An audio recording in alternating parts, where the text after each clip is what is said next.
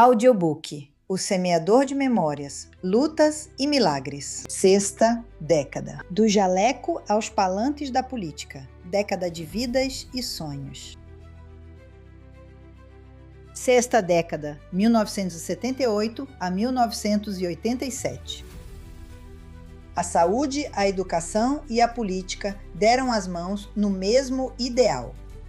Chegamos a um período mais tranquilo dessa odisseia de Edison. Mas não se engane, achando que foi um mar de águas serenas. Eram águas movediças, onde calma, rias eram interrompidas por tempestades repentinas. Surgiam novos caminhos, possibilidades antes impensadas. E junto com elas, lutas e conquistas que mudariam o destino não apenas de Edison, mas de toda uma geração. Para entender essa avalanche de acontecimentos, precisamos penetrar nas profundezas do cenário turbulento e fascinante que moldou a década de 1978 a 1987. O planeta ainda vivia sob a longa sombra da Guerra Fria. Essa disputa silenciosa e às vezes ensurdecedora entre os blocos capitalista e socialista. Enquanto Washington e Moscou trocavam farpas diplomáticas e acumulavam ogivas nucleares, o resto do mundo oscilava entre o medo e a esperança. O ano de 1978 trouxe ao cenário mundial o Papa polonês da história, Karol Józef Wojtyła, que escolheu o nome de João Paulo II para o seu pontificado, um dos mais longos da história. Figura carismática, João Paulo assumiu num tempo de transformação da Igreja após o Concílio Ecumênico Vaticano II. Ele atuou bastante na luta contra o comunismo, na defesa da família e trabalhou para construir pontes entre as diferentes nações e religiões. Em 13 de maio de 1981, sofreu um grave atentado na Praça São Pedro e foi ferido com um tiro. Mesmo debilitado e com idade avançada, João Paulo II manteve seus compromissos pastorais, reuniu as novas gerações com a instituição das Jornadas Mundiais da Juventude e viajou para mais de 110 países, incluindo o Brasil, que visitou em 3 momentos, em 1980, 1991 e 1997.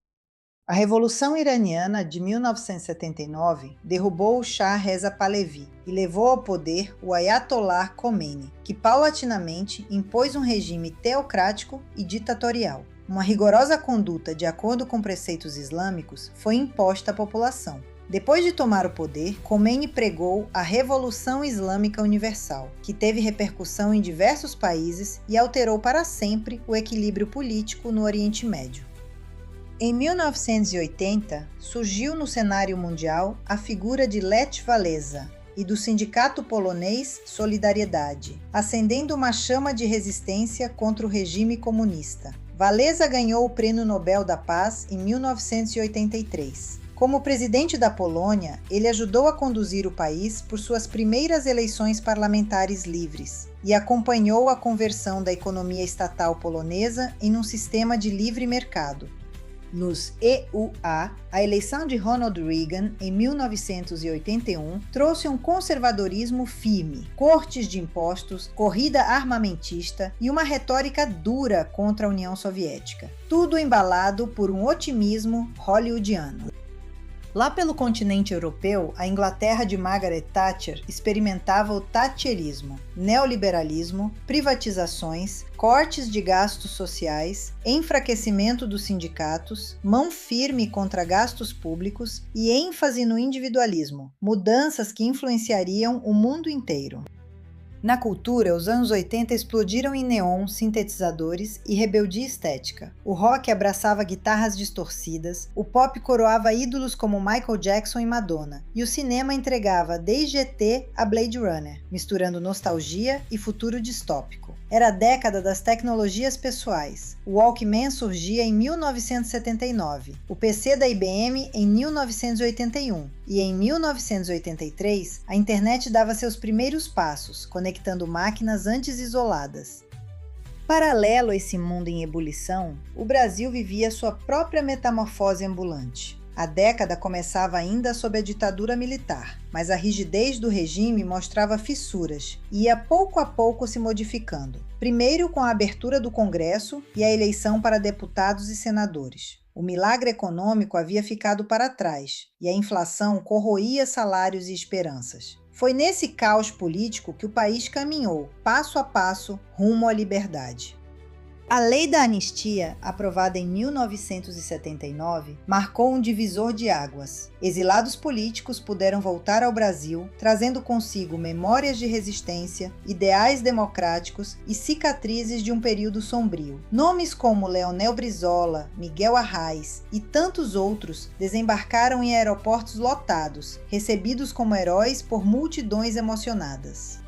A fundação do Partido dos Trabalhadores, PT, e a ascensão de Lula, então líder sindical, acenderam novas esperanças de participação popular. Em 1980, Leonel Brizola liderou a criação do Partido Democrático Trabalhista, PDT, resgatando as bandeiras históricas do trabalhismo de Getúlio Vargas e João Goulart, tornando-se uma das vozes mais influentes na luta pela redemocratização. O movimento Diretas Já agitou as ruas nos anos de 83 e 84. Uma legião de pessoas, em especial os estudantes, tomou as ruas exigindo as eleições diretas em comícios que eram verdadeiros espetáculos cívicos. Brizola foi uma das principais lideranças políticas no palanque, ao lado de outras figuras proeminentes que defendiam o voto direto para presidente da República. No comício da Candelária, ele foi um dos mais aplaudidos no histórico evento realizado em 10 de abril de 1984, no centro do Rio de Janeiro, e que reuniu mais de 1 milhão de pessoas. No palanque, ele se uniu a outros governadores de oposição, como Franco Montoro, São Paulo, e Tancredo Neves, Minas Gerais, e a líderes partidários, como Ulisses Guimarães, PMDB, e Luiz Inácio Lula da Silva, PT, formando uma frente ampla pela redemocratização. Para o nosso protagonista, Edson Paim, esses acontecimentos não eram apenas manchetes de jornal. Ele participava ativamente desses comícios em caminhões usados como palanque, ao lado de seu líder, Leonel Brizola. Num desses eventos, teve a oportunidade de conhecer o líder sindical e candidato a presidente da República, Luiz Inácio Lula da Silva. Nessa época, o presidente Lula ainda era mais jovem e com barbas pretas, e ninguém imaginava que ele seria presidente de nosso país por 3 mandatos. A eleição indireta de Tancredo Neves, em 85, marcou o fim oficial da ditadura. Sua morte, antes da posse, transformou a esperança em luto, mas José Sarney assumiu a presidência, e com ele começava a nova república. No ano seguinte, o Plano Cruzado tentou conter a inflação, congelando preços e salários, trazendo um alívio temporário e uma onda de consumo, mas logo revelaria suas fragilidades. Enquanto Michael Jackson fazia o mundo inteiro dançar com Beat It, o Brasil construía uma trilha sonora de liberdade e resistência. Era como se cada acorde fosse um grito preso na garganta. O retorno dos exilados trouxe de volta nomes como Gilberto Gil e Caetano Veloso, que estavam em Londres após o AI-5. Com eles, voltaram também os sons da Tropicália e a ousadia poética de quem aprendeu a cantar sob censura e exílio. Chico Buarque, sempre crítico, compôs hinos como Apesar de Você e Mais Tarde Vai Passar, que virou a música não oficial da campanha pelas Diretas Já, uma verdadeira marcha carnavalesca pela liberdade. Fafá de Belém era a musa. A cantora se destacou por sua participação nos comícios, onde cantava o hino nacional e emocionava o público em comícios, e foi um símbolo de liberdade e democracia durante o movimento. Milton Nascimento emocionava o país com sua voz única em Coração de Estudante, canção que se tornaria símbolo da luta estudantil e depois homenagem a Tancredo Neves. O rock brasileiro explodia nos anos 80 com bandas como Legião Urbana, Paralamas do Sucesso, Barão Vermelho, Titãs e Kid Abelha, trazendo guitarras elétricas e letras afiadas sobre política, juventude e amores urbanos. Renato Russo cantava Que País é Este? E parecia sintetizar o sentimento de uma geração inteira diante de uma democracia que nascia aos trancos e barrancos. Era uma época em que a música não era apenas entretenimento, era também protesto, crônica social e catarse coletiva. Cada canção carregava a emoção de um país tentando reaprender a respirar liberdade. A anistia reacendeu debates em rodas de amigos, lembranças de conhecidos perseguidos, sonhos interrompidos e agora retomados. As diretas já eram acompanhadas com o coração acelerado, entre esperanças de um país mais justo e a percepção de que a democracia exigiria mais do que palanques lotados. Precisaria de novas lutas, um partido político e um representante do povo para chamar de seu. O início daquela década trouxe o eco de um fato decisivo. No dia 11 de outubro de 1977, sob o governo do presidente Ernesto Geisel, o Brasil redesenhou seu mapa. O imenso Mato Grosso, território onde Edson viera ao mundo e vivera parte de sua juventude, foi oficialmente dividido. Nascia então o Mato Grosso do Sul, com sua capital em Campo Grande, fruto de uma necessidade histórica. O antigo estado era vasto demais, com realidades contrastantes, o norte isolado e o sul mais desenvolvido, cada qual vivendo como mundos separados. A distância da capital Cuiabá e a falta de infraestrutura e de investimentos gritavam por uma solução. A criação do novo estado prometia facilitar o governo, fomentar a economia e integrar definitivamente aquela terra ao país. A partir desse ponto da narrativa, ao falar das origens de Edson, será sempre em referência ao Mato Grosso do Sul, a nova identidade geográfica que abrigaria memórias e futuros desdobramentos de sua história. Os 2 primeiros anos dessa década foram relativamente calmos para ele, depois de tantas tempestades. Edson seguia com seus projetos. Por anos, recebera no exército apenas 17 avos de seu salário, um contra-cheque magro, desproporcional ao esforço de uma vida inteira. Aos poucos, conseguiu recuperar parte dessas perdas e, anos mais tarde, voltou a receber o salário integral que lhe era de direito. Mas as promoções e a compensação pelos anos de defasagem, essas só chegariam com outro vento libertador, a anistia de 1979.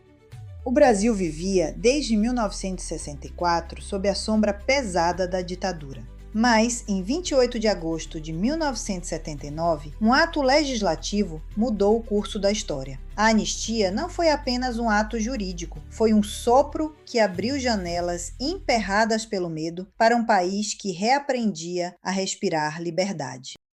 Do outro lado do oceano, exilados carregavam saudades e cicatrizes. Nas prisões, resistentes esperavam por um gesto de clemência. Nas ruas, o povo marchava pedindo o retorno dos que foram arrancados de sua terra, pedindo democracia, pedindo futuro. A anistia veio como chuva fina após uma longa seca. Foi imperfeita sim, pois anistiou também agentes da repressão, mas trouxe reencontros, debates e devolveu à cultura brasileira a ousadia que lhe fora arrancada. Foi a primeira fresta da aurora que anunciaria as diretas já, a Constituição de 1988 e a lenta reconstrução democrática. Aproveitando o tema tão controverso da anistia, vou contar um bate-papo que rolou em uma tarde na casa de Edson. Ao lado dele, Aninha, sua neta, e a esposa dela, a Morgana, que há algum tempo desejavam saber do avô, tão vivido, a sua visão sobre acontecimentos recentes e fazer um paralelo com o que ele vivenciou. Aninha tomou a palavra e perguntou: "Vô, posso te fazer uma pergunta?" "Claro, a minha", como ele a chamava fazendo um trocadilho. Aninha é minha. O que o senhor acha desse projeto de lei de anistia que estão querendo aprovar agora, em 2025? Dizem que vai perdoar os envolvidos nos atos de 8 de janeiro de 2025, até quem financiou. O senhor viveu a anistia de 1979, né? Como o senhor compara os dois e como se sentiu quando, em 79, anistiaram os inocentes, mas também os torturadores e criminosos? Edson se perdeu por alguns segundos. A pergunta o arrancou de 2025 e o jogou de volta naquele Brasil em preto e branco, de jornais censurados, prisões sem nome e medo em cada esquina. Pensou um pouco e respondeu: Aninha, sua pergunta é muito inteligente e capciosa. Me fez voltar por alguns instantes ao passado. Quando a anistia de 1979 foi anunciada, o Brasil estava exausto. Foram mais de 15 anos de ditadura. Gente desaparecida, famílias despedaçadas, sonhos censurados. A palavra anistia, naquela época, soou como um sopro de ar puro depois de anos trancado num quarto escuro. Na época de tanta opressão, não paramos para analisar esse lado negativo que você está abordando agora. O nosso alívio foi tão grande que não paramos para lamentar que era um perdão coletivo, imperfeito, porque naquela circunstância era o possível e necessário para que o país pudesse se reencontrar. Edson fez uma pausa e continuou, com a entonação de voz de quem ainda sente o peso da história. A Lei da Anistia foi sancionada em 28 de agosto de 1979 no governo de João Figueiredo, o último presidente do regime militar. Ela devolveu os direitos políticos a exilados, perseguidos e presos por motivos ideológicos, mas em troca também perdoou os agentes da repressão, torturadores, censores, os que usaram o poder para calar. Foi uma ferida aberta por anos sendo costurada. Deixou cicatrizes. Mesmo assim, era o único caminho possível naquele momento. O país precisava se unir para sair do escuro. Aninha ouviu as explicações do avô e, muito atenta aos acontecimentos políticos atuais, fez outra pergunta. Mas, vô, o que você me diz dessa anistia que tramita no Congresso? Edson, que nunca deixou de acompanhar as notícias e está sempre atualizado, respondeu com sua visão dos fatos. Essa de agora é outra história, minha neta. Essa proposta de 2025 quer perdoar quem atentou contra a própria democracia, quem tentou apagar com violência a vontade do povo expressa nas urnas. Querem colocar no mesmo patamar quem lutou por liberdade e quem lutou contra ela. É um erro histórico. A anistia verdadeira nasce da necessidade de reconstruir. Essa de agora nasceu da vontade de apagar o que foi feito. E o pior, ela inclui cláusulas que tentam proteger até crimes futuros, como se dissessem, podem tentar de novo, não haverá consequência. Isso não é reconciliação, é estímulo à impunidade. Ele fez uma pausa e completou. As pessoas confundem perdão com esquecimento. A de 1979 foi um ato de esperança. A de 2025, se aprovada, seria um ato de negação. Não se pode chamar de anistia o perdão a quem quis destruir a democracia que custou tanto para ser reconquistada. Aninha, que havia pensado muito sobre essa questão e fez a pergunta para ter a visão dos fatos pela ótica de quem vivenciou tudo de perto, disse: Vô, sua fala me ajudou a fazer esse paralelo entre os dois acontecimentos. E penso como o senhor. A anistia de antes foi um ponto de partida, e essa seria um ponto final para a democracia do nosso país. Edson sorriu com orgulho. Exato, minha neta. E o Brasil ainda não aprendeu que não se cobre feridas abertas. É preciso limpá-las, compreender por que sangraram e tratá-las, para que cicatrizem sem deixar marcas. Esse papo entre gerações tão distintas nos faz entender a história sob a ótica do nosso protagonista. Continuando os acontecimentos pós-anistia e as mudanças políticas que ela produziu nessa década, vamos falar de um homem entre os que voltaram do exílio, que mudaria o rumo da política brasileira e, de forma inesperada, impactaria a vida de Edson e Rosalda. Mas essa reviravolta ainda estava por vir. Edson sempre encontrava um amigo de longa data, o Dr. Wilson Fadul, líder político do PTB de Mato Grosso e ex-ministro da Saúde no governo de João Goulart. Ele morava perto do bairro das Laranjeiras, no Rio de Janeiro, e era figura de referência nos debates políticos. Os dois costumavam se encontrar para longas conversas, regadas a uísque e camarão, falando de sonhos, de país, de possibilidades. A anistia, além de trazer de volta os exilados, abriu portas para a reorganização dos partidos políticos. E foi nesse clima de reconstrução que Wilson Fadul convidou Edson para acompanhá-lo a Mato Grosso do Sul, com uma missão desbravadora: refundar o PTB. Lá foram eles. Pegaram um avião, rumo a Campo Grande, agora a capital do recém-criado Mato Grosso do Sul. Ao desembarcarem, encontraram Alarico Reis Dávila, um dos líderes locais do PTB. De carro, partiram os três por várias cidades: Aquidauana, Miranda, Jardim, Porto Murtinho e tantas outras, munidos de um livro de atas. Era assim que se criavam partidos na época, registrando cada núcleo com assinaturas, cidade por cidade, folha por folha. A cada parada crescia o entusiasmo. Estavam ajudando a reconstruir a democracia. Mas eis que o país, com sua burocracia incansável, resolveu mudar as regras no meio do jogo. O sistema de atas e livros foi substituído por fichas de registro. Todo o trabalho, dias de viagens, conversas, esperanças, foi por água abaixo. Para começar de novo, seria preciso refazer tudo, agora com um novo modelo. Edson, porém, já havia retornado ao Rio de Janeiro. O vento da política para ele, mais uma vez, tomaria outros rumos. Era fim dos anos 70, mais precisamente 24 de agosto de 1979. O céu do Rio de Janeiro estava pesado, mas não de chuva. Eram os ventos políticos que sopravam mudanças. Naquele dia, Edson comentou com Rosalda: Rosalda, vou dar um pulinho lá na Cinelândia. Vai ter uma celebração pelo aniversário da morte de Getúlio junto ao busto dele. Ela acenou com a cabeça que sim e Edson partiu.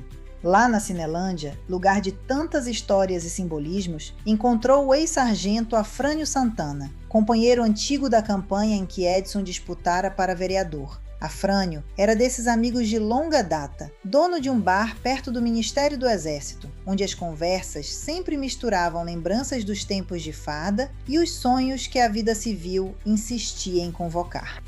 Afrânio estava acompanhado de um advogado chamado Marcos Mazzoni. Entre abraços e recordações, Afrânio lançou o convite inesperado.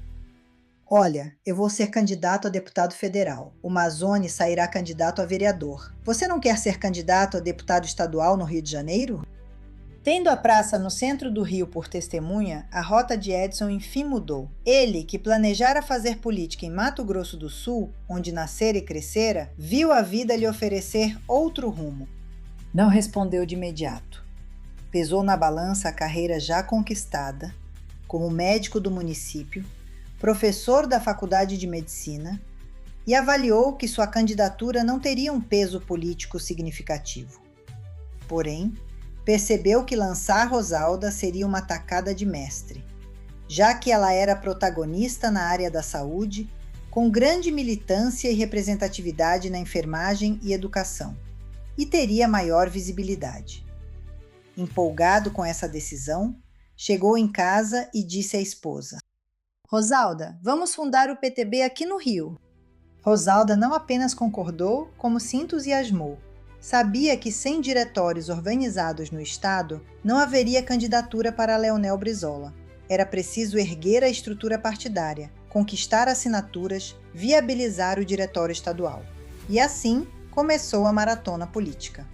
Foi criada uma comissão provisória para organizar o partido. As fichas exigidas pela Justiça Eleitoral já haviam sido preenchidas e entregues, mas era necessário formalizar tudo no tribunal. Rosalda mergulhou de corpo e alma na empreitada. Ela havia sido nomeada secretária do partido e arregaçou as mangas para cumprir com maestria sua função. A política que até então orbitava mais na vida de Edson, agora também a contagiava. Logo veio o entusiasmo maior. Rosalda decidiu que seria candidata a deputada estadual, representando a enfermagem, sua classe de origem. Brizola, que antes morava no Rio Grande do Sul, passou a residir no Rio de Janeiro e acompanhou de perto as fichas serem entregues para registro do PTB. E foi nesse momento que o destino pregou mais uma peça e veio uma reviravolta impensável. Ao chegar para registrar o partido, Brizola descobriu que Golbery do Couto e Silva havia ajudado Ivete Vargas a fundar o PTB e ficar com a Sílvia histórica. Todo o trabalho realizado, as fichas, os diretórios organizados, perdeu o valor. No Palácio Tiradentes, lotado, aconteceu a reunião decisiva. Brizola, indignado, relatou a manobra política que lhe roubara a sigla do PTB. Subiu à tribuna diante da plateia fervorosa, ergueu a velha sigla, demonizou o PTB de Ivete e, num gesto simbólico e furioso, a rasgou diante de todos. Num ato de indignação e desafio, anunciou a criação de um novo partido. Cogitou-se chamá-lo de Partido Democrático Social Trabalhista, PDST, mas prevaleceu o nome Partido Democrático Trabalhista, PDT. A partir dali, ficou estabelecido que todos aqueles que compareceram àquela reunião e que assinaram a ata e testemunharam aquele ato de rebeldia e esperança seriam considerados fundadores do PDT. Rosalda e Edson estavam entre eles e até hoje são considerados fundadores. Com essas mudanças, começou tudo do zero. Novas fichas, novas assinaturas, nova corrida contra o tempo. Fundar o PDT tornou-se questão de honra.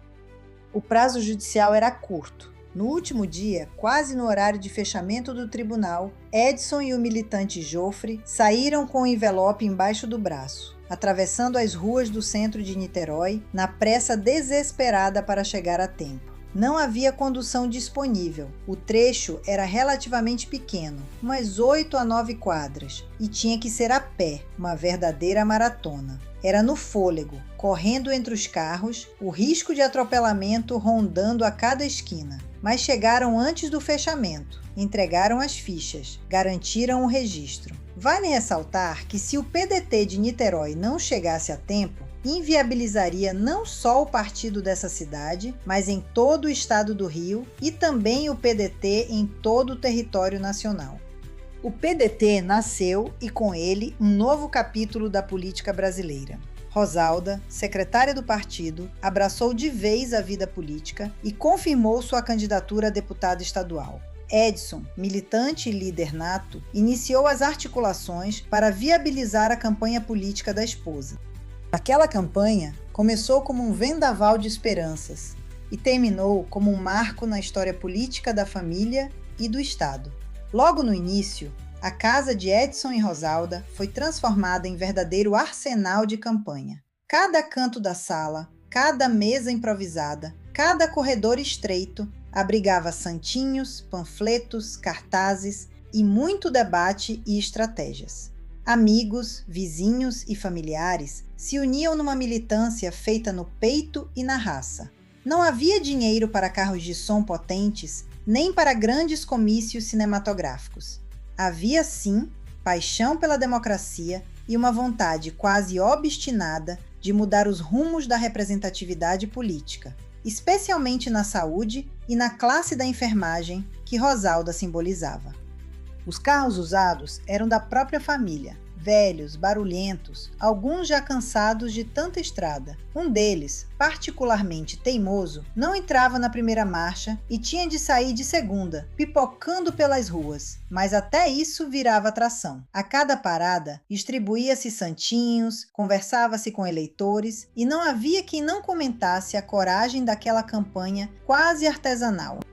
Muitos amigos, movidos apenas pelo ideal e sem receber um único centavo, tornaram-se cabos eleitorais voluntários. Era um exército improvisado, sem fardas, mas com esperança no coração. Todos acreditavam na promessa de mudança e no carisma incontestável de Leonel Brizola, cujo nome crescia a cada comício e incendiava a imaginação popular.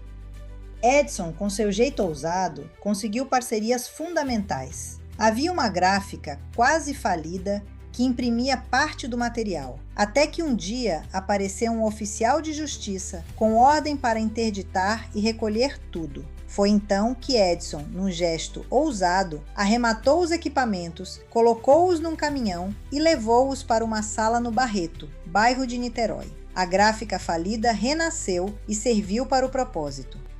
Antes de adquirir a gráfica, ele conseguia material de vários candidatos a deputados federais, mas um deles se destacava, Colagrossi. Tornaram-se tão próximos que, tempos depois, Colagrossi tornou-se padrinho de casamento de sua filha Dina. Agora, com a gráfica funcionando a todo vapor, a produção de santinhos e cartazes ganhou ritmo intenso. Afonso, o filho mais velho, assumiu o comando, virando noites inteiras, alimentando as velhas máquinas, cortando papéis, empilhando cédulas por várias madrugadas.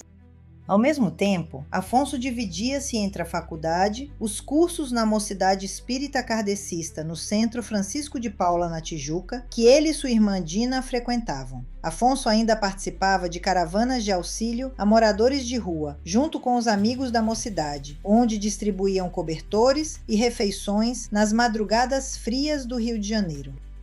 Eu e Lindaura, minha irmã, dirigíamos carros, acompanhávamos mamãe em visitas a municípios distantes, fazíamos campanha corpo a corpo e entre os amigos. Lindaura, já mãe de Eduardo e da pequena Flávia, mal tinha tempo para si e, para completar, na reta final da campanha, estava grávida de Cecília, a única neta de olhos azuis da família, aquela que nasceria como filha da democracia, neta de deputado estadual.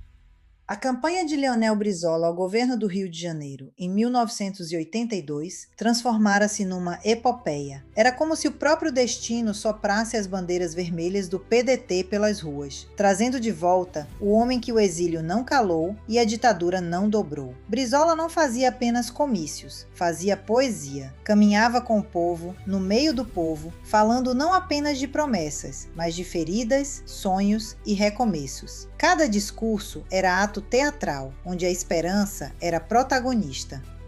Mas a reta final foi uma verdadeira guerra. A votação ainda era por cédulas e a apuração entrou para os anais da história. À medida que as urnas eram abertas, surgiram os primeiros sinais de fraude. A empresa Proconsult, contratada para centralizar os votos, começou a apresentar distorções. Votos destinados a Brizola desapareciam misteriosamente, transformados em nulos ou brancos, enquanto o candidato do PDS, Moreira Franco, aparecia subitamente à frente. Os militantes e familiares de Rosalda e de outros candidatos do partido haviam sido convocados para atuar como mesários e presidentes de mesa. Todos viraram verdadeiros vigilantes, incansáveis e implacáveis, varando noite adentro, atentos a cada cédula contada, a cada boletim assinado. No final, a fraude foi desmascarada. Brizola venceu, o PDT derrotou o golpe e, junto com ele, Rosalda Paim conquistou a cadeira de deputado estadual. Foi a vitória da coragem sobre a mentira, da persistência sobre a tentativa de silenciamento e daquele exército de voluntários que, sem dinheiro, mas com fé, transformou a campanha numa lenda familiar e política. E nossa odisseia continua a partir do dia 1º de janeiro de 1983, quando Rosalda Paim, em uma solenidade histórica na Assembleia Legislativa do Rio de Janeiro, assumiu o cargo de parlamentar. A cena tinha um sabor especial. Ali estava a primeira enfermeira eleita deputada estadual do Brasil. E aquele momento não era apenas a vitória de uma mulher negra ou de uma categoria profissional, mas de toda uma trajetória de militância corajosa. Nesse período de governo, muitas foram as manifestações, e a Marcha das Diretas Já foi um movimento político marcante, uma pulsação coletiva, um coração gigante batendo nas praças do Brasil. Nasceu em 1983, logo após a mudança de governo nos estados, e ganhou corpo em 1984, e a cada dia parecia crescer como uma onda que ninguém mais podia conter. As cidades se encheram de cores, faixas, cartazes, vozes. Gente de todas as idades, de todas as classes, de todas as crenças, marchando lado a lado. Eram professores e operários, artistas e estudantes, donas de casa e padres, todos caminhando juntos em busca da Carta de Alforria da Democracia. E embora a emenda pelas diretas já não tenha passado no Congresso naquele abril de 1984, ninguém saiu derrotado, porque o país tinha acordado. O povo havia descoberto sua própria força, e dali em diante não haveria ditadura capaz de apagar o que aqueles milhões de passos escreveram na história. Leonel Brizola deixou um legado marcante em seus governos, especialmente no Rio de Janeiro. Investiu maciçamente em educação, junto com seu vice-governador Darcy Ribeiro, que também acumulou o cargo de secretário estadual de Ciência e Cultura. Juntos, idealizaram, construíram e implementaram mais de 500 Centros Integrados de Educação Pública, os famosos CIEPs, que ofereciam ensino em tempo integral, alimentação e atividades culturais. Criou o passe livre para estudantes e garantiu a ampliação da rede pública escolar. No campo social, defendeu os direitos humanos, apoiou as diretas já e fortaleceu os serviços públicos essenciais. Foi também pioneiro em políticas de habitação popular e urbanização de favelas, buscando reduzir desigualdades. Com sua postura firme e carisma, Brizola se tornou símbolo de resistência democrática no país.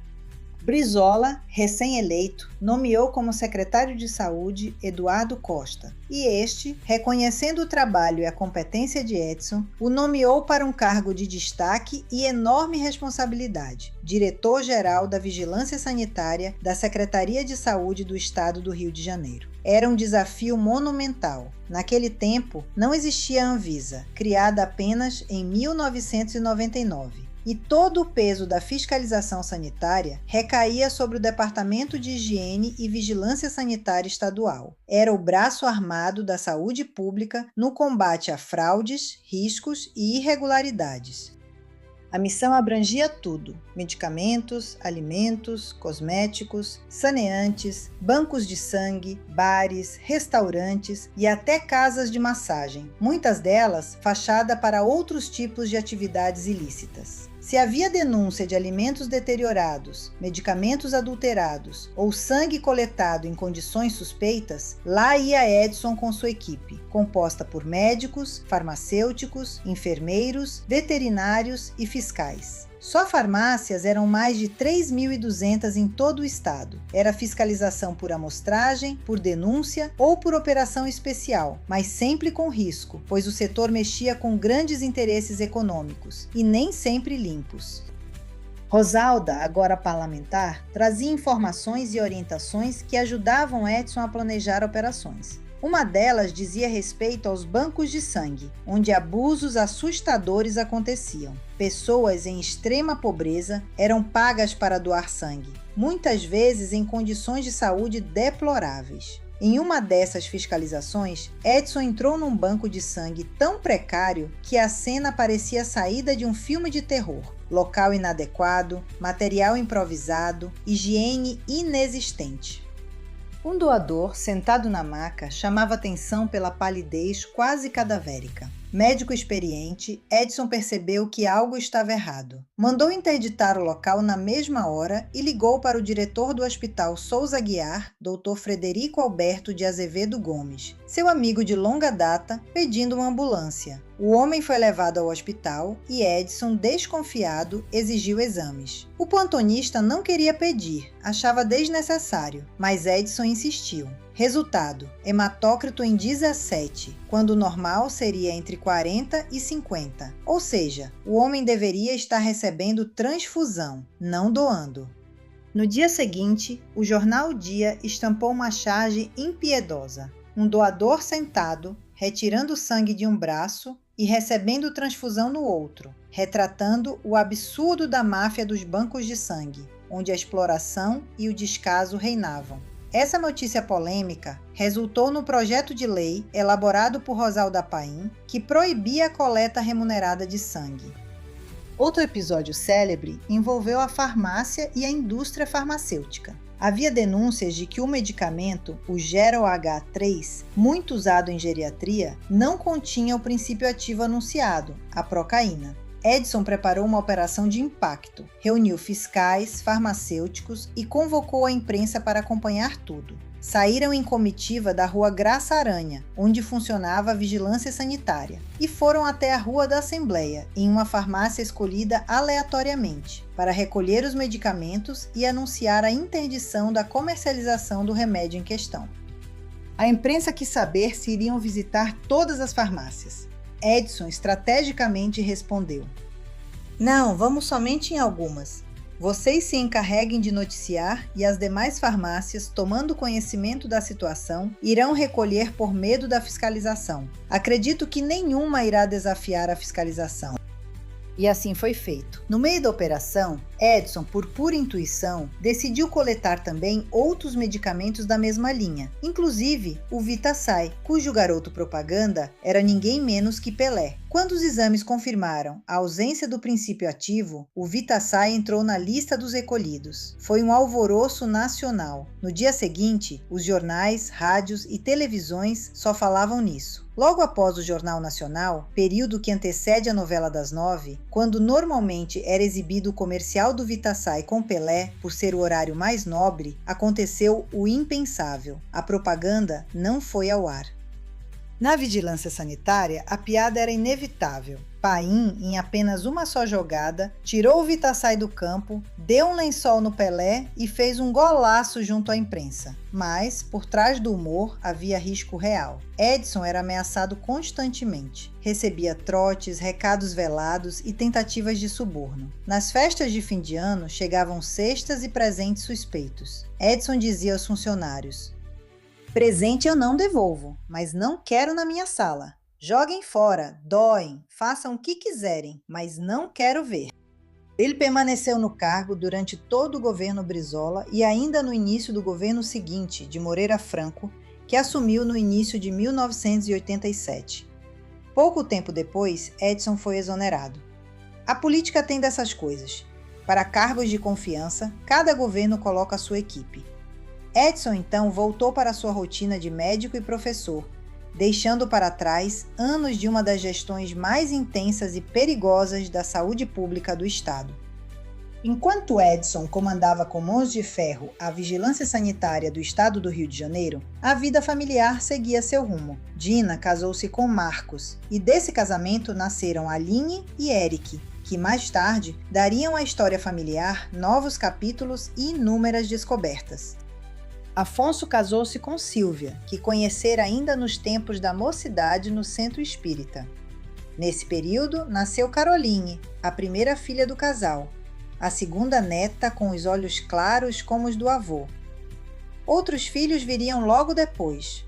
A família ia aumentando, e a união e o afeto eram marcas registradas dos paíns. Querem saber de uma curiosidade? O candidato a vereador Marcos Mazzoni nunca foi eleito, mas as famílias se tornaram muito próximas. Tanto que sua esposa, a doutora Nelly, fez o parto dos 2 filhos de Dina e de uma das filhas de Lindaura. Esmiuçamos a trajetória de Edson, mas é impossível falar dessa época sem trazer para o centro do palco a figura de Rosalda Paim. Quando assumiu o mandato de deputada estadual em janeiro de 1983, a Assembleia Legislativa do Rio de Janeiro testemunhou um fato inédito. Pela primeira vez, uma enfermeira conquistava uma cadeira no parlamento estadual. E Rosalda não a ocupou de maneira tímida ou protocolar. Transformou-a em instrumento de luta. Logo nos primeiros anos, enfrentou um dos temas mais espinhosos da época: a coleta remunerada de sangue. Enquanto Edson combatia com ação, fechando esses estabelecimentos, Rosalda elaborava a lei que proibia essa prática, encerrando um ciclo de abusos e abrindo caminho para maior segurança transfusional no Estado. Formavam uma dupla imbatível, Edson na execução e Rosalda legislando. Mas não parou aí. Sua atenção às necessidades da infância e da mulher deu origem a leis pioneiras. Criou o Serviço de Saúde ao Adolescente, levando atendimento especializado para jovens em hospitais e centros de saúde. Implantou o sistema de alojamento conjunto nas maternidades públicas, permitindo que mães e bebês permanecessem juntos desde o nascimento, humanizando o parto e o pós-parto, numa época em que a separação era a regra e o afeto, muitas vezes, ignorado. Regulamentou o sistema estadual de creches, garantindo mais proteção e cuidado à infância, e apresentou leis em defesa dos direitos da mulher, incluindo a criação do Conselho Nacional dos Direitos da Mulher, um marco na luta pela igualdade de gênero no Brasil. Por conta dessa militância em favor das mulheres, Rosalda foi nomeada pelo presidente José Sarney para compor a comissão e estudar o Estatuto das Mulheres. Essa comissão foi criada pelo próprio Sarney. Sua atuação ultrapassava a saúde. Rosalda acreditava que a transparência era a base de uma sociedade democrática. Por isso, elaborou leis que exigiam que delegacias de polícia e estabelecimentos comerciais exibissem publicamente informações sobre responsáveis e órgãos de fiscalização sanitária, trazendo mais segurança para os cidadãos e maior responsabilidade para os serviços prestados à população. Foi uma legítima representante e militante ativa do movimento das mulheres e do movimento negro e de outras categorias marginalizadas. Ao longo de seu mandato, Rosalda apresentou 363 proposições, sendo 22 transformadas em leis estaduais, além de inúmeros projetos, indicações e requerimentos. Presidiu e participou ativamente das comissões de saúde e educação, levando a voz da enfermagem, das mulheres, das crianças e dos trabalhadores para dentro do debate legislativo. Representou o Estado em fóruns nacionais e foi reconhecida por diversos municípios, recebendo títulos, homenagens e tendo seu nome inscrito para a posteridade no auditório da Escola de Enfermagem e em uma unidade municipal de educação infantil, o MEI, de Niterói. Essa unidade foi batizada como Creche Rosalda Paim. Rosalda Paim mostrou que a política, quando guiada pela ética, pelo conhecimento e pela coragem, pode transformar realidades. Foi mulher, mãe, profissional da saúde, parlamentar e intelectual. Sua trajetória uniu afeto e firmeza, emoção e técnica, revelando que a história não é feita apenas por grandes eventos, mas por pessoas que arregaçam as mangas e lutam em favor dos segmentos marginalizados da sociedade. Eram anos intensos, em que a vida parecia correr mais depressa que o próprio tempo. Rosalda, como enfermeira e educadora, já havia deixado marcas profundas não só na política, mas também na ciência e na educação. Suas teorias sistêmicas e ecológicas de enfermagem atravessaram fronteiras, ecoando em livros, artigos e congressos. Foram tantas cidades do Brasil e do exterior, tantas plateias atentas às suas palavras, que o nome de Rosalda Paim já soava como referência de inovação e humanidade na área da saúde. Seu trabalho foi enaltecido pelo professor e médico Enéas. Sim, aquele político com seu bordão, "Meu nome é Enéas", com um artigo com o título que dizia "Uma enfermeira para além do seu tempo".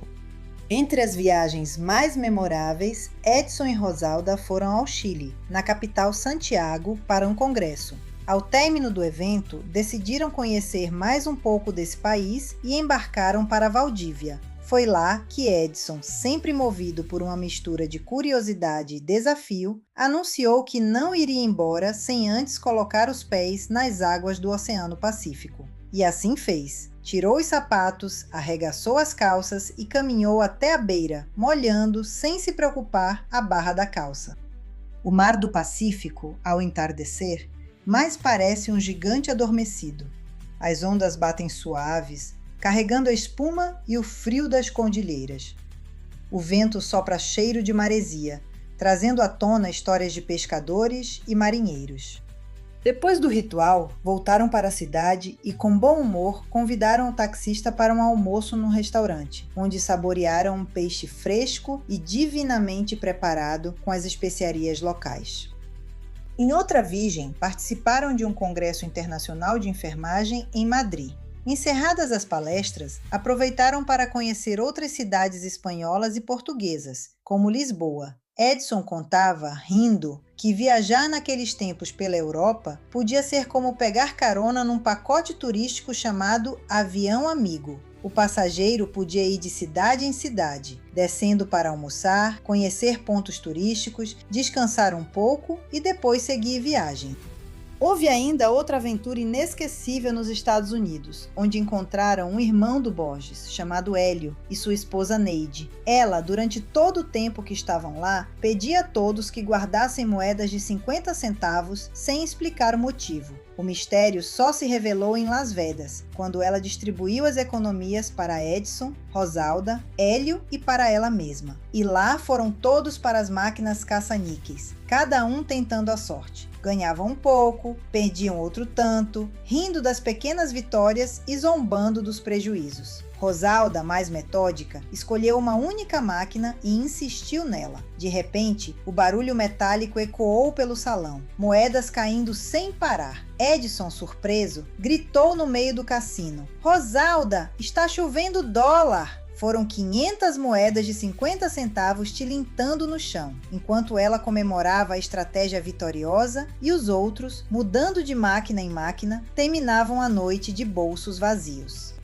Essas viagens revelavam que, apesar das responsabilidades, dos cargos importantes e das lutas políticas e sociais, Edson e Rosalda sabiam aproveitar os momentos de alegria, riam juntos e colecionavam histórias para contar, mostrando que a vida, além de trabalho e desafios, também precisa ser celebrada. Vale lembrar que antes de irem para Nova Jersey, onde encontraram Neide e Hélio, também tiveram a oportunidade de visitar Washington, o Capitólio e a Casa Branca. Como se não houvesse limite para sua ousadia, Edson entrou em mais uma das grandes aventuras que pontuaram sua vida. Foi também o tempo de um novo capítulo familiar que ele dividiu com sua outra neta. Numa conversa para lá de animada com Cecília, num fim de semana, o avô fez questão de narrar tudo, com detalhes, porque ele a considera uma das protagonistas dessa parte da história, que foi a aquisição do hotel em Lambari. Esse episódio aconteceu quando ainda era pequena e mal sabia da sua importância nessa transação. No contexto da narrativa, vocês irão entender a importância dessa menininha que na época tinha seus quase 5 aninhos. Tudo começou com uma ligação. Do outro lado da linha, Aloir, amigo antigo, jogava a proposta sem rodeios. Queria vender um hotel para o Dr. Paim. Quem atendeu o telefone foi Rosalda, que logo pensou: lá vai o Edson se meter em camisa de 11 varas. Por isso, decidiu não contar nada. Mas, como as histórias dele sempre dridoavam qualquer tentativa de contenção, o telefone tocou de novo. Desta vez, Edson atendeu. O mesmo Aloir repetia a oferta. Quer comprar um hotel? A resposta imediata foi realista. Como? Se eu não tenho dinheiro para isso? Contudo, a ideia ficou ruminando em sua cabeça como um desafio irresistível. O tal hotel ficava em Lambari, no estado de Minas Gerais, parte do famoso Circuito das Águas. Edson, preso à reunião do PDT, não pôde viajar para conhecer o imóvel. Enviou então os filhos Afonso e Lindaura, junto com a nora Silvia, para avaliarem o empreendimento. Eles voltaram cheios de detalhes e entusiasmo. O número de apartamentos, o restaurante, o parquinho e o campo de futebol. Acharam tudo uma maravilha. Edson ficou contagiado pelo entusiasmo dos jovens. Apesar de não ter o capital necessário, tinha mente fértil e a capacidade de criar soluções. Essa sempre foi a sua marca registrada. E foi assim que a oportunidade se abriu. O filho do vendedor, Jorge Vicente, precisava de um apartamento para se casar. Edson propôs entregar o imóvel de Dina, quitado no bairro de Caraí, como parte do pagamento. Dina, com 2 filhos pequenos, um de 1 ano e outro ainda de meses, aceitou empacotar a vida e mudar-se com o marido, Marcos, para a casa dos pais, mediante a promessa de que Edson financiaria e arcaria com outro imóvel, e que seu irmão Afonso e sua cunhada Silvia iriam para lá, gerenciar o hotel. O acordo viabilizou o negócio. O valor total era de 15 milhões de cruzeiros. Foram dados 500 mil de entrada, mais o apartamento estimado em 3 milhões e ainda a gráfica de Barreto, que perdera sentido após as eleições. Mas essa empreitada não ia ser fácil. O hotel estava envolto em emaranhados judiciais. Originalmente, pertencia ao senhor Mariberto e à família, que venderam ao prefeito Marcílio. Este, com festas e gastos excessivos, não honrou os pagamentos. O hotel foi então vendido e repassado a Jorge Vicente, que também não quitou as dívidas e tentou vendê-lo a Edson. Cada elo dessa cadeia deixava mais dívidas e confusões. Como se não bastasse toda essa burocracia, o avô contou à neta Cecília que ainda tinham que organizar o hotel para o Natal daquele ano de 1987, que estava repleto de reservas. Cecília ouvia atenta, perguntando alguns detalhes e curiosidades ao longo dessa narrativa complexa e peculiar. Ele explicou que a família montou uma operação de guerra, todos unidos, viabilizando o local para receber os hóspedes na temporada. Mas os problemas surgiram de imediato. Faltavam utensílios de cozinha, roupas de cama, mesa e banho, material esportivo e muito mais. Foi preciso sair às pressas, comprando tudo para colocar o estabelecimento em condições para a chegada dos visitantes. Até que, em meio à correria, veio o golpe final. Um funcionário chega gritando de maneira histérica que a Kombi do hotel havia sumido. O autor? O próprio Jorge Vicente, que foi embora levando o veículo abarrotado de objetos. Por isso, o hotel se encontrava de forma precária, sem os itens básicos para o seu funcionamento. Além desse incidente, Edson descobriu uma ação judicial. Decidiu então aceitar a orientação do amigo Aloir e incluir no contrato a cláusula de abatimento de qualquer dívida futura. Ao vasculhar o processo, constataram que o hotel continuava em nome do tal Mariberto. A solução foi buscar diretamente os verdadeiros donos. Estavam mergulhados nas complicações jurídicas, tentando localizar o Mariberto por ser uma peça-chave para conseguir pagar aos verdadeiros donos e entender esse emaranhado de confusão que envolvia a venda. Vale ressaltar que Mariberto havia administrado o hotel por longos anos com muita alegria e era querido e admirado na cidade. Mas, após perder sua esposa de maneira trágica no parto, ele decidiu sair de Lambari e a família vendeu o hotel. Mais tarde, no Rio de Janeiro, casou-se novamente com uma professora e construiu uma nova família. O avô falou empolgado que é nesse momento que Cecília entra como peça-chave desse desfecho. Uma coincidência incrível ou uma nova artimanha do acaso? Dessas que só acontecem em novela das 6 e deixa todo mundo desacreditado. Quase uma conspiração do universo para levar a família Paim para os bons ventos de Minas Gerais. Prestem atenção, porque o babado é forte. No início do ano letivo de 1988, no Colégio São Vicente de Paulo, em Niterói, a professora da Cecília perguntou a todos os alunos qual tinha sido a aventura das férias. Quando chegou a vez dela, na pureza dos seus 5 aninhos, respondeu toda entusiasmada que tinha ido a Lambari, no hotel do avô, e contou com detalhes que foi muito divertido. Jogou bola, andou de bicicleta em volta do lago, deu comida aos patinhos no parque e bebeu água mineral na fonte. A professora, intrigada, perguntou qual era o nome do hotel do avô e ela disse que era o Ideal Hotel. Esse detalhe acendeu uma chama de surpresa na educadora. E pasme, a total coincidência. Ela era noiva do Mariberto. Ele mesmo que foi embora de Lambari e agora estava reconstruindo sua vida. Ele, o gerente nos tempos dos donos legítimos do hotel. A professora, que conhecia a história por intermédio do noivo, Mariberto, decidiu procurar a mãe da aluna Cecília na saída da escola. No portão, chamou Lindaura e contou o ocorrido. Ali, entre o burburinho do portão, trocaram informações preciosas. Naquele instante, uma nova brecha se abriu. Talvez por meio dessa professora, talvez por outros contatos paralelos que começaram a se costurar. O fato é que a família de Edson encontrou finalmente uma via concreta para chegar aos verdadeiros donos, um número de telefone. Disposto a resolver rapidamente e não perder mais tempo, Edson pegou o aparelho e ligou para negociar. Não conseguiu de primeira, então deixou recado sobre a intenção de negociar o pagamento e resolver a questão, e aguardou. Poucos dias depois, Rosalda atendeu o telefone e ouviu uma voz com ar desconfiado. Era o Dr. Pina, um dos proprietários do hotel. Quem é esse tal de Dr. Paim que eu nem conheço e está querendo me pagar?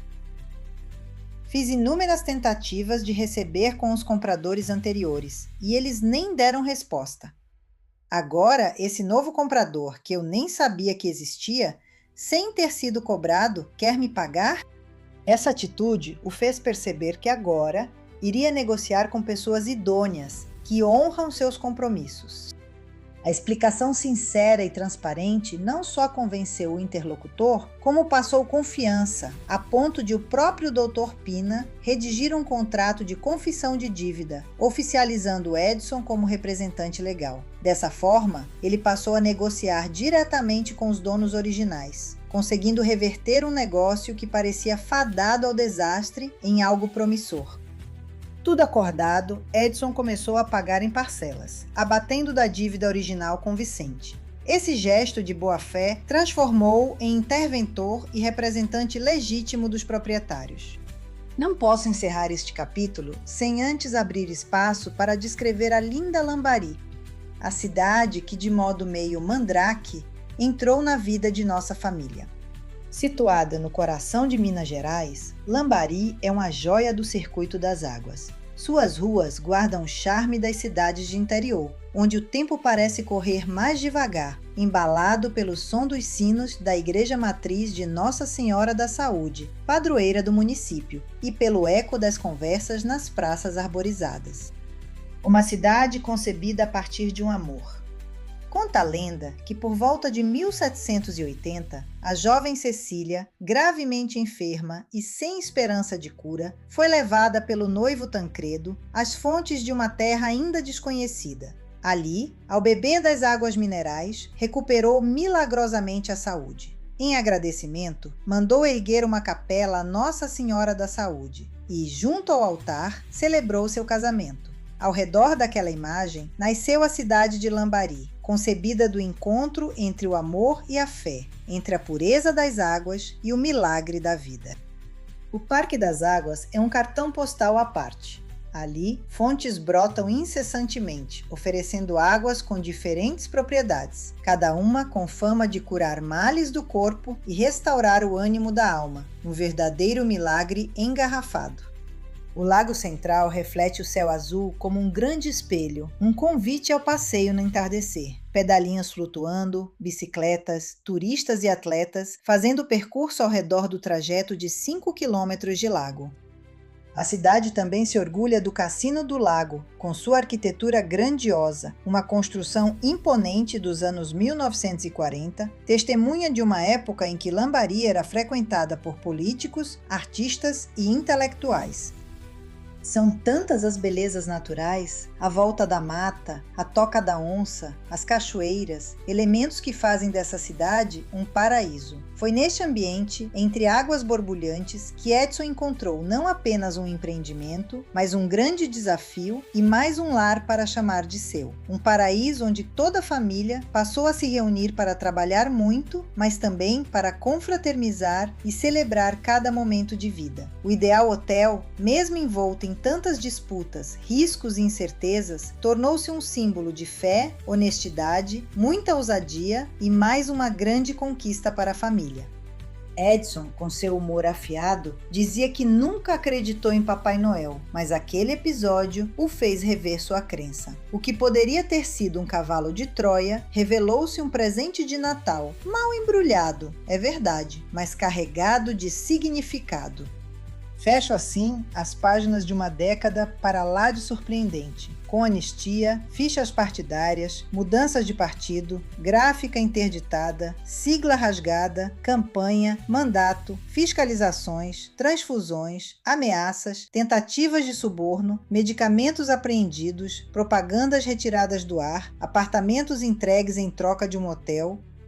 Nessas folhas escritas pela determinação e pelo destino, um novo ciclo se abria, agora com ares de montanha, paisagens mineiras e muita água mineral. Curar o indivíduo é uma missão nobre, curar a sociedade é um chamado divino. Fim da década. Continua. Curta, compartilhe e comente. Inscreva-se no canal.